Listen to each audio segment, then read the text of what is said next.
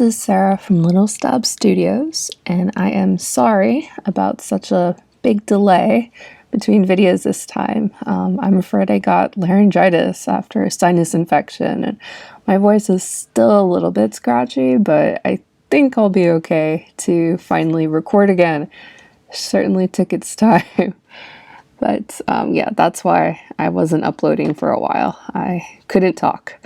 So now I am ready to do my video on showing all the different ways that you can do petit point or quarter stitches as they are called here.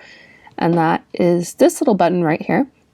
And it says quarter stitches. And this is a little bit confusing in terms of the wording, because I think a lot of us, when we think of quarter stitches in terms of stitching, we think of something more like just this one little piece right there. That is what I thought of a quarter stitch, but I also understand why they would call it this, which I personally have looked into a lot because I love historic exemplars and they use this type of stitching a lot.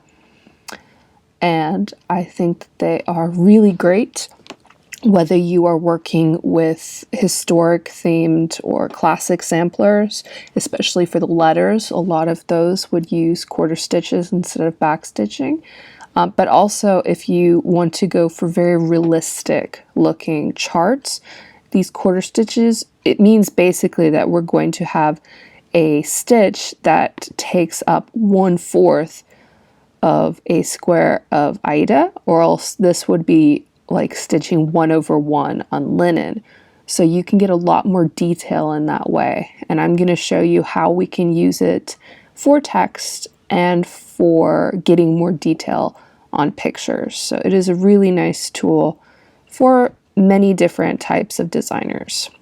So this is one quarter stitch. All you have to do is click this button and then you can start adding these stitches in anywhere. And this cloth is supposed to be representing like 14 count Aidas, how I have it set. And you can see that I can add all the colors that I want to, and I can fit 4 quarter stitches inside 1 square of Aida.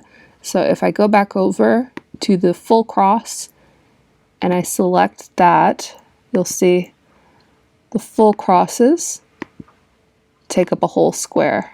But then I can get 4 different colors of the quarter stitch and the same space. So you can go super, super detailed just by adding these to your designs. Obviously, it's is going to be your preference how you choose to incorporate this. And you can see you can use it exactly like the regular cross stitch. You can use any of the colors in your palette to add those into your chart.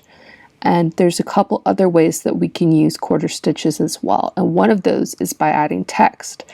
So something that I've done a lot of, we can just go with courier. That's a nice looking one. And why don't we type in cross stitch?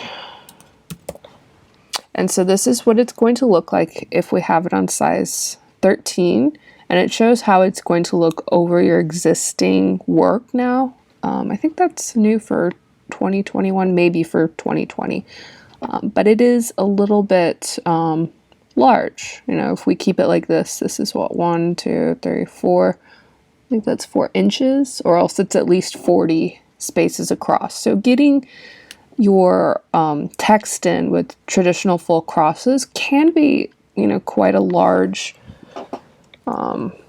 amount of space.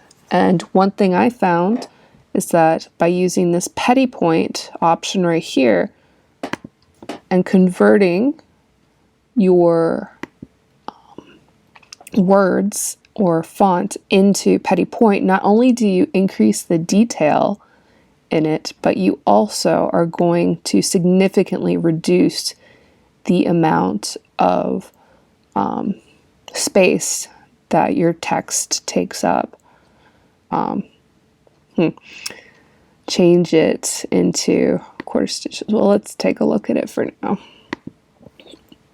I'm kind of on a special version of MacStitch right now, and I need to upgrade again. I did get my dark mode back, though, if you see. Jeff was very helpful and got me upgraded to that. So if we zoom in, this is at 65%, and again, you can see the detailing here, and you can see how there are quarter stitches all over. And again, I'm going to make sure that I have a picture of some of my Petit point text that I've done. You can do Petit point either as half crosses or as full crosses. And I have a whole blog post on that, and I show how it looks different, how you can do this on Aida, because you can do it on Aida. It's just more difficult. So I would recommend this more for linen, but you definitely can stitch Petit point on Aida. And I think that this is a really useful type of stitch, and I'm glad that there's a few different options for working with it. So again, adding it as text, save some space, get in finer detail, and then again, using it in your designs.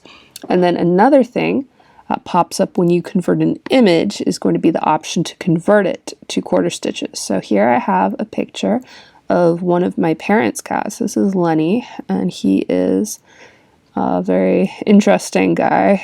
He is very funny. And I have converted a picture of him that I took a while ago into a cross stitch pattern. And he has, his eyes look a little bit old there. He's getting on. He's like 16, 17 years old. But he doesn't have as much detail in his eyes when you convert that to cross stitch, which is normal. You know, you're going to lose some detail. In general, the chart is great, but I wanted to show one with eyes because by converting those to Petit point, you get so much detail. So this is a really great option if you have a full coverage piece and you have a few sections that you want to really have stand out.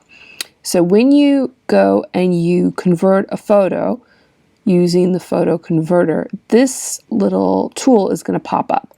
And this says adds extra detail after importing a picture. So it was not on the other chart that I had open. It only comes up after you convert an image. So I'm going to click that. And then whenever I click my mouse after selecting that tool, it's going to convert that area into quarter stitches. So right now I just clicked my mouse and I'm dragging the tool all the way around his eye because I want to get all of this from single stitches into quarter stitches, into half stitches, and really get some more color in the area. And this would definitely be something that is going to significantly increase the amount of time needed to take the stitching done. But you can see how big a difference that made. And if I let go, suddenly you're going to be like, whoa, I can't see, right? Double click. The area with the green boxes, those are all representing quarter stitches. So I just clarified real quick.